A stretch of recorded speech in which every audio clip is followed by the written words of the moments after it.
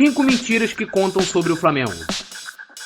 Alô, alô, rapaziada, é tudo nosso e nada deles. Rufem os tambores, produção. Agora toquem as clarinetas, porque hoje, meu amigo, sabe o que? É sexta-feira e sextou com o top 5 do Coluna do Fla. É isso mesmo, e ó, esse top 5 aqui, o primeiro que eu selecionei junto com a produção, a gente vai aproveitar pra, sabe o que? Top 5 com as maiores mentiras que contam sobre o Flamengo. E eu não vou trazer aqui teorias da conspiração nem nada, são fatos. Aqui você vai saber a verdade, inclusive vai ter argumentos pra quando o torcedor rival chegar ao seu co-irmão, o Flamengo foi rebaixado, você vai ter ali o argumento.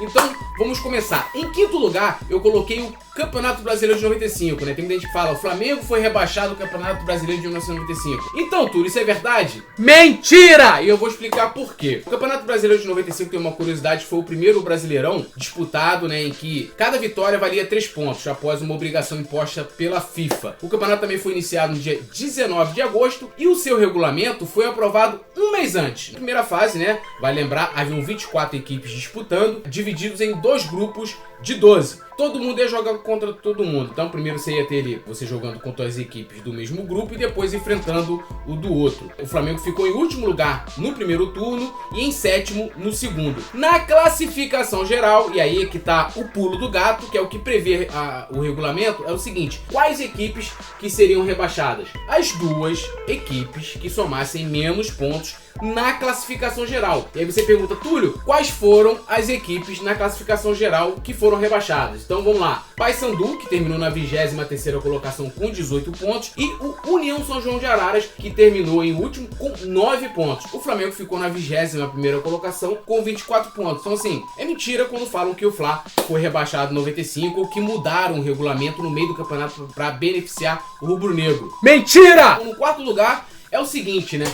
A torcida do Flamengo é terceirizada. Como disse Nelson Rodrigues, ele fala, né, que se Euclides fosse vivo, teria preferido o Flamengo a Canudos para contar a história do Brasil. E realmente, a história do Flamengo se confunde muito com a história do Brasil. E eu explico o porquê, né? O Getúlio Vargas, isso tem documentários que contam essa história, se aproveitou muito, né, das mídias da época para poder colocar para a população, para o povo, a identidade nacional. Primeiro com o rádio e depois com a TV, documentários, comerciais, né, em que você trazia essa coisa, né, da nação, do nacionalismo, dos símbolos, do patriotismo. E o que acontece ali? Em 17 de outubro de 1936, né, o Mário Filho, ele compra o Jornal dos Esportes, né, você já tinha profissionalização do futebol aqui do Rio de Janeiro. E aí, cara, é muito importante esse marco, porque o Mário Filho era amigo e cunhado de José Baixo Padilha. Esse, na minha opinião, se não for um dos maiores presidentes, uma das maiores figuras da história do Flamengo, claro, tirando seus fundadores, era um cara que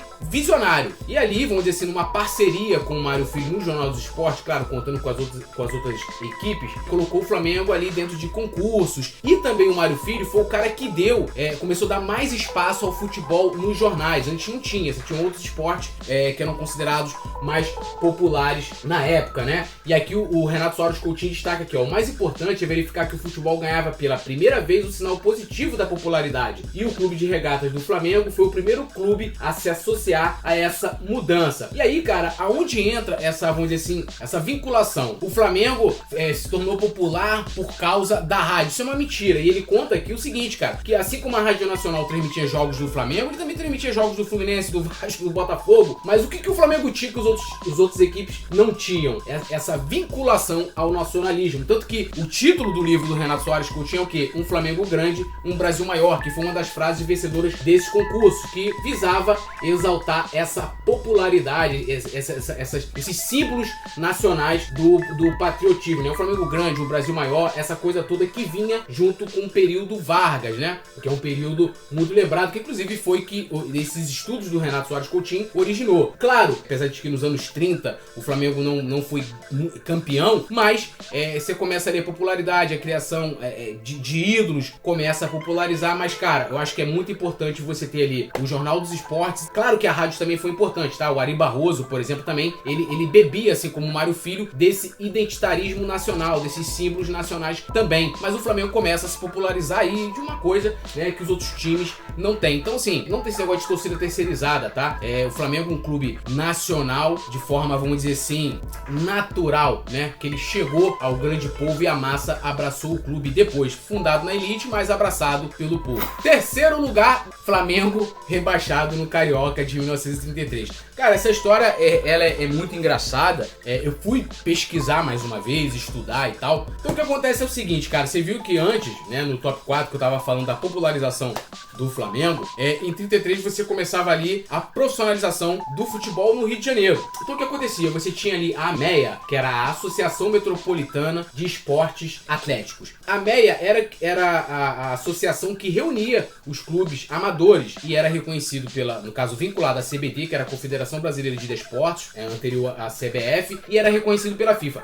Com a profissionalização do futebol, os clubes aqui, ó, América, Bom Sucesso, Bangu, Fluminense e Vasco fundaram a LFC, né, a Liga Carioca de Futebol, que eram os clubes que estavam brigando pelo profissionalismo. O Flamengo, de cara, não entrou nessa liga. O clube, inclusive, né, aí a gente teve dois campeonatos cariocas, vamos dizer assim, que você tinha a da Liga e você tinha a da AMEA. O Flamengo chegou a fazer alguns jogos, inclusive, pelo campeonato da AMEA, até entrar na LFC, na Liga de Futebol Carioca. Aí o que acontece? O Flamengo entrou e terminou em 6º lugar com 5 pontos, ou seja, na lanterna do campeonato. E aí vale um adendo aqui que é o seguinte, que eles utilizam isso para dizer que o Flamengo foi rebaixado, mas não foi porque, assim como, né, a Liga de Carioca de Futebol, a Subliga, que era, vamos dizer assim, teoricamente uma segunda divisão, que era chamado de Subliga, não previa em seu regulamento nem ascensão ou descenso de ninguém, de nenhum clube. Não tinha ali, olha, o último colocado, os dois últimos colocados descem para a segunda divisão, vão para a Subliga, até porque,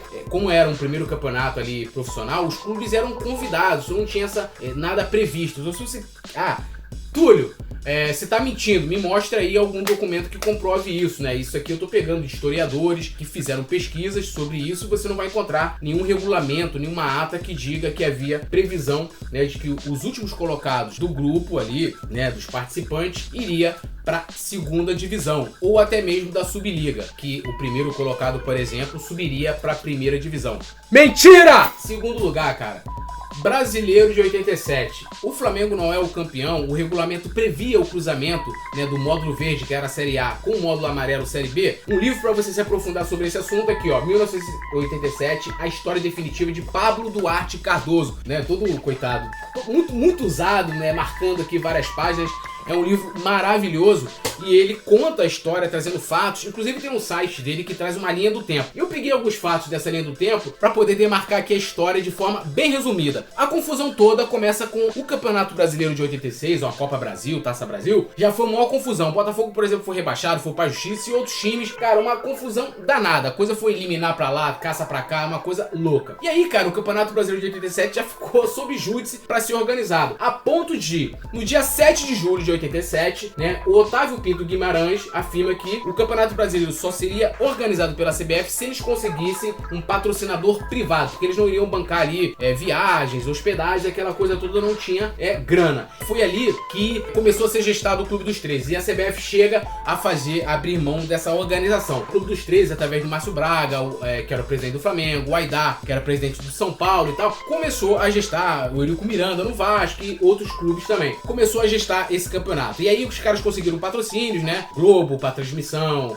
uma empresa aérea, cara, um monte de patrocínio. Inclusive abriram mão de grana da loteria pros clubes da Série B, porque a CBF, depois vendo que, pô, os caras conseguiram, eu quero entrar aí. E aí, cara, entra o seguinte, vamos lá, 11 de setembro de 87, marca essa data. Essa data é do jogo inaugural da Copa União entre Palmeiras e Cruzeiro, beleza? E esse campeonato começou com um regulamento formulado pelo Clube dos 13. E esse regulamento não previa que haveria, né, o cruzamento cruzamento entre o módulo verde e amarelo. Com 30 minutos de jogo rolando, a CBF divulgou o seu regulamento que previa esse cruzamento. E esse cruzamento iria indicar ali o campeão, no caso o regulamento da CBF, né, o campeão do Brasileiro de 87 e também os representantes da Libertadores em 88. O que acontece aqui?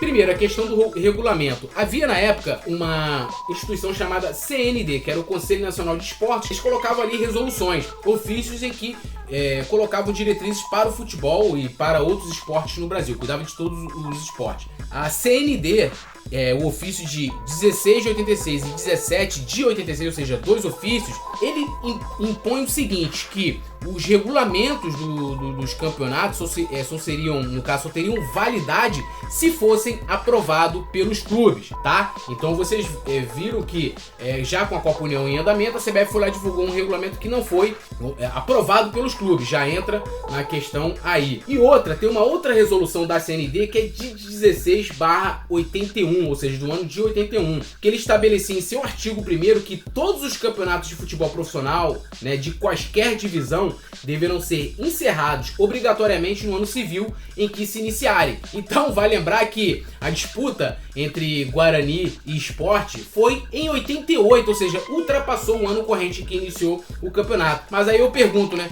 por que não foram respeitados as resoluções da CND 16 e 17 de 86 e a número 16 de 81? Porque, beleza, o STF depois deu ganho de causa pro esporte, porque, cara, houve aqui, e aí eu sugiro pra você ter uma leitura mais aprofundada, leia, né, esse livro que você vai se aprofundar. O Flamengo deu um mole aí juridicamente falando, mas ganhou no campo, meu irmão, e é isso, ninguém tira esse título do Flamengo, é o tetra, tudo nosso e nada deles. E agora é o primeiro lugar. O que eu coloquei em primeiro lugar, cara? Essa é uma das mentiras que eu fico assim, boquiaberto. Porque você dá um Google.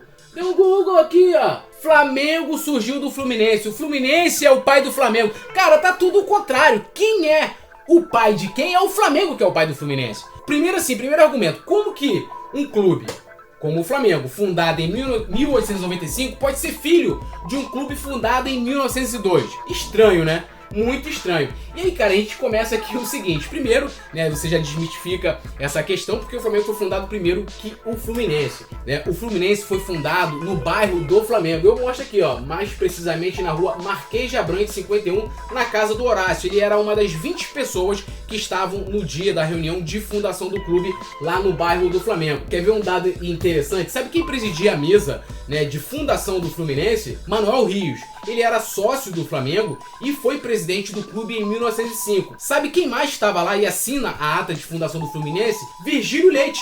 Ele que era presidente do Flamengo em 1902, cara. E também estava lá o Arthur Gibbons, né? Ele que foi o sucessor do Virgílio Leite em 1903. Todos foram presidentes do Flamengo. Então, ou seja, 3 associados, né, do Flamengo assinam a ata de fundação do clube. E não para por aí. Vai lembrar que, 1902, o Fluminense foi fundado. Sabe quando que foi fundado o futebol do Flamengo? Somente em 1911, né? 9 anos depois. É aí que entra essa confusão da história de que o Fluminense é pai do Flamengo. Outra coisa interessante também, cara, aqui, ó. Em 1906, Francis Walter presidiu simultaneamente Flamengo e Fluminense. Cara, o cara era sócio dos 2 clubes e presidiu os 2 clubes de forma simultânea. Sabe por quê? Porque não se via, os clubes não se viam como rivais, né? Porque o Flamengo fundou o Fluminense, né? 3 presidentes do clube assinaram a sua ata de fundação, então não tinha rivalidade. É como se o Fluminense era visto como uma extensão do Flamengo, né? Então, da onde surgiu essa história de que o Fluminense é pai do Flamengo? Vou explicar pra vocês. Foi justamente na fundação, quando o Flamengo instituiu em 1911, mais precisamente no dia 24 de dezembro de 1911, o Departamento de Esportes Terrestres, né? Que foi o futebol. Por quê? Né? O Alberto Borghetti, ele era patrono de remo do Flamengo, mas jogava futebol pelo time do Fluminense, que não tinha remo. Teve uma treta lá no Fluminense, resolveu fundar o departamento lá no Flamengo e além dele foram diversos outros jogadores para jogar, para poder fundar o futebol do Flamengo a partir, no caso aí, colocado em prática em 1912, né? O primeiro jogo foi no dia 3 de maio de 1912, lá o jogo contra o Mangueira, 15-2 o jogo, né? O pessoal falava 16-2, 15-2. É essa confusão que faz, mas na verdade, filhão, quem é pai de quem é que é o Flamengo, que é o pai do Fluminense? Flu-Flu, meu filhinho, tudo nosso e nada deles. Bom, eu espero que vocês tenham gostado. E aqui eu quero que vocês contem mais quais as outras mentiras que contam sobre o Flamengo. A gente pode fazer outros top 5 e vamos ter outros top 5 aqui. E é aquela parada, irmão. Sextou! Tem top 5 do Colão do Fla. Se inscreva, ative a notificação, deixe seu like. Tudo nosso e nada deles. E até um próximo vídeo. Valeu!